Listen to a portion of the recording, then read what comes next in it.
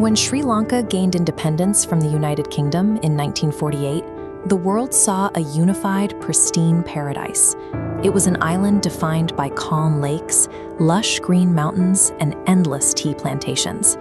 That physical geography was shared by two major communities who had lived together for generations, the Sinhalese majority and the Tamil minority.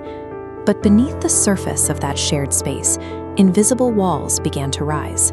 The government changed official language laws, educational opportunities grew lopsided, and state jobs became increasingly difficult for many Tamils to access. Years of bureaucratic marginalization slowly built a deep, unshakable anger. A society can quietly fracture under the weight of unequal laws, long before a single shot is fired. By the 1970s, that quiet frustration among the Tamil minority began mutating into organized, armed resistance. The breaking point arrived in 1983. Following a militant ambush on Sri Lankan soldiers, devastating anti-Tamil riots erupted across the entire country. In an event that became known as Black July, mobs swept through cities. Entire neighborhoods burned to the ground as neighbors turned on one another, swallowing the streets in fire and chaos. The open island was gone. In its place was a geography defined by front lines and a total collapse of civilian trust. Out of this violent fracture emerged several militant groups. The most powerful was the Liberation Tigers of Tamil Eelam, commonly known as the Tamil Tigers, led by Velupillai Prabhakaran. Look at this map of Sri Lanka. The Tigers had one uncompromising objective: to carve out an independent Tamil homeland precisely along these northern and eastern territories. That demand for a new border locked the country into a brutal 26-year territorial war. As you can see by the shifting data lines, the front line swung violently back and forth between government and LTTE control. The Tigers became one of the world's most feared militant organizations. They weaponized everyday public spaces, utilizing suicide bombings and high-profile assassinations to project their power.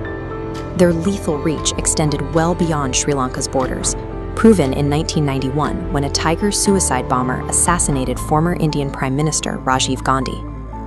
For nearly 3 decades, this violent tug-of-war over map coordinates trapped the entire nation in a perpetual cycle of terror and heavy military retaliation.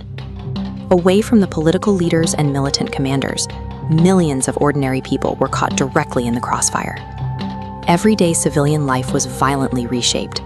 Open roads were cut off, replaced by strict military checkpoints and heavily armed soldiers standing guard at deserted intersections. Children grew up learning to distinguish the specific whistle of incoming artillery from the background noise of their village, spending more time inside cramped underground bunkers than in their own classrooms. Innocent families were constantly forced into motion. They abandoned their homes overnight, walking through rain and mud to flee wherever the front lines happened to shift next. In a war defined entirely by competing territorial claims, ordinary civilians possessed no space of their own. They existed strictly as collateral damage, trapped between two highly armed forces. The conflict entered its final chapter in 2009. The Sri Lankan military launched a massive, uncompromising offensive designed to crush the Tamil Tigers permanently. On this map, you can see how the overwhelming military advance drastically compressed the war zone, pushing the intense fighting entirely toward the northeastern coast.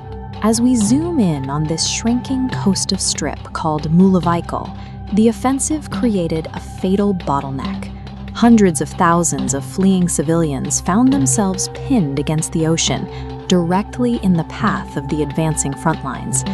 Those trapped faced a dual nightmare. Reports emerged of the desperate LTTE using civilians as human shields, while the government fired relentless heavy artillery directly into densely packed areas, reducing concrete structures to ruins. Inside the strip, makeshift hospitals ran out of medicine and food supplies vanished. Families were forced to dig holes into the beach sand just to survive the next barrage of shelling. The ruthless fight to reunify the island's map ultimately squeezed its most vulnerable citizens into an inescapable slaughter zone. In May 2009, with the death of Velupillai Prabhakaran, the guns finally fell silent.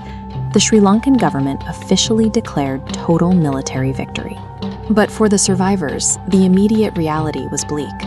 Hundreds of thousands remained geographically trapped in massive, overcrowded coastal refugee camps, desperately searching for missing relatives in the chaos.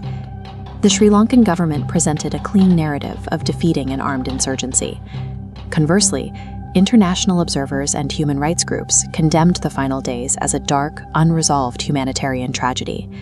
History books reliably record the shifting borders and the political victors, but the true, lasting legacy of the war is the devastating, unrecorded price paid by ordinary human beings